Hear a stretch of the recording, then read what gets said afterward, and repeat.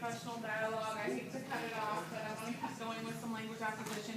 Again, that was a brief overview. If you want to see the whole 90-page study, I'll leave a couple copies out, and you can look into their research further. Pretty significant in our field, yes. One of the questions that came up in our group, and I've looked for research in this, is whenever you have students present in a two-way dual language acquisition model, you don't have a native language in either one of those. So we have like Somali, Italian, Vietnamese kids in our two-way immersion program. And I've really tried to find models that aren't two-way research. I'm curious to know any good sources. Well, there's some that might say, and you guys chime in, that maybe those students don't belong in that program because they don't have enough grasp on their second language to participate.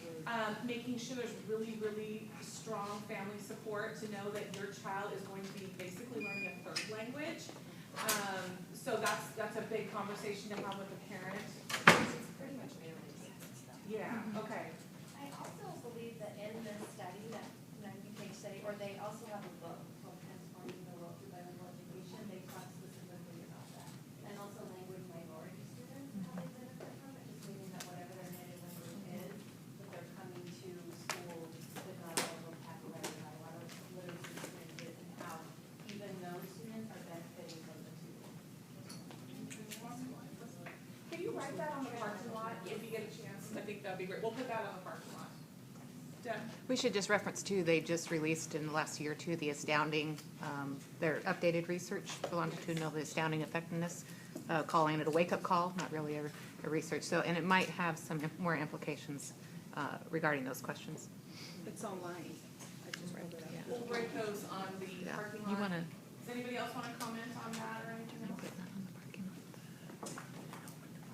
Okay, let's move on with our language acquisition. Just a note about Paul Brennan, he found similar results in his study. So Thomas and Collier aren't the only ones who were able to replicate this fact that ESL pullout is the least effective method. I think we're kind of all getting that here in Oregon now, so it's not earth-shattering anymore.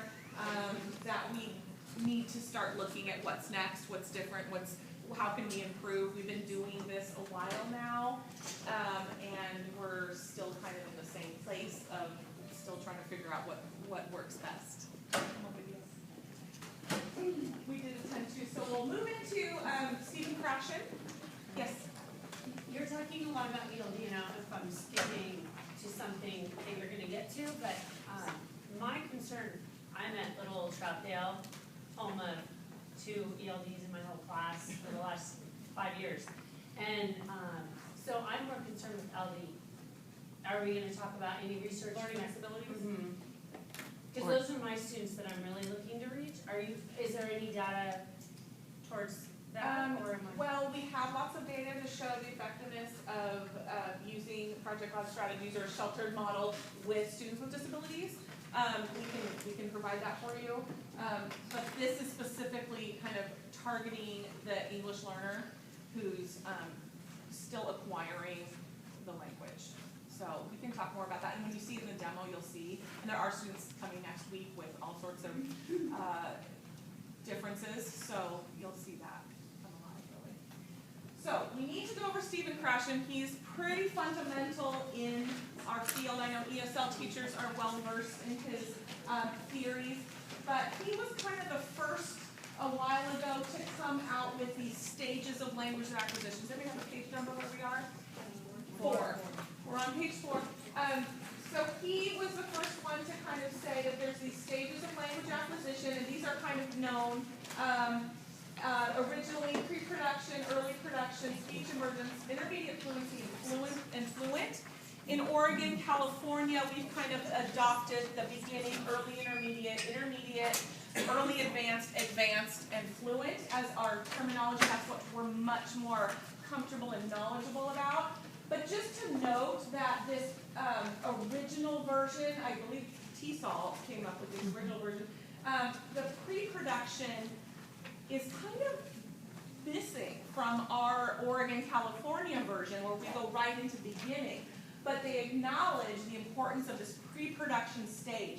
This is when your student in your classroom is also known as their silent period. They might just be listening to the language, soaking it in. Not a lot of production happening, but a lot of cognition happening. So they may appear that they're not producing or interacting. You might be concerned, but knowing that this is an important, critical stage of language acquisition will help you as the classroom teacher to feel comforted about what that student is going through and maybe wait on that pre-referral or whatever process you might be concerned about because they're in the pre-production stage and they're not going to be producing a lot at this stage. They're going to be listening to the language and soaking it in. And so I just want to point that out because it's kind of dropped off on our Oregon version, but it is a very important stage of language acquisition. And then I want to briefly touch on Krashen's 5 theory. So again, this is Language Acquisition 101 in 15 minutes. So we could talk a whole course on these 5 theories. But they are really foundational as a classroom teacher to understand sheltered instruction and to understand language acquisition. It's important to know about these theories. So let me just touch on them briefly. And if you want to talk more about them, any of us would be happy to do that. So the first one that he pointed out, and again, these are hypotheses that Stephen Krashen came up with in the 70s, I believe, and they're still really pertinent today and really influence how we teach English learners today. The first one he mentions is this acquired versus learned hypothesis. And what he's saying is you have 2 ways to learn a language. You can either acquire it or you can learn it. Raise your hand if you have attempted to learn a second language, meaning you signed up for the Spanish class or the German class or the French class in high school or college, and you sat there with your textbook, and you conjugated verbs, and you listened to the teacher to hang on every word. Raise your hand again if you participated in something like that. Okay, so what you did when you did that was you learned the language. You were learning about the language of French or German or Spanish, whatever you signed up for. The flip side of that is to acquire a language. When you acquire a language, it's much like how you all learned your first language. It's how my 18-month-old is learning her first language right now. You know, baby talk, babbling, making approximations. It's a natural setting where we're repeating things back to her. She's learning chunks of language. It's just kind of a natural, home-like, comfortable process. So what we're saying needs to occur, or should occur, is your classroom should focus more on this acquisition and be this kind of natural, language-rich setting that students can acquire a language. Now, some would argue, you know, we could argue this for days. Some would argue that it's all about the learning. And some adults do appreciate the learning aspect of acquisition. Generally for children, we want that more natural approach to learning a language to occur, and they feel comfortable to just share. I remember sitting in Spanish class, counting the passages ahead to know which one I was going to have to read out loud to the class and just being terrified to do so. And we shouldn't have that fear anxiety in a acquired setting.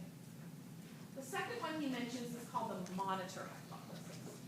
What he's saying here is that an English learner has kind of a monitor in their head, and anything they want to say needs to be filtered monitor before it comes out in production.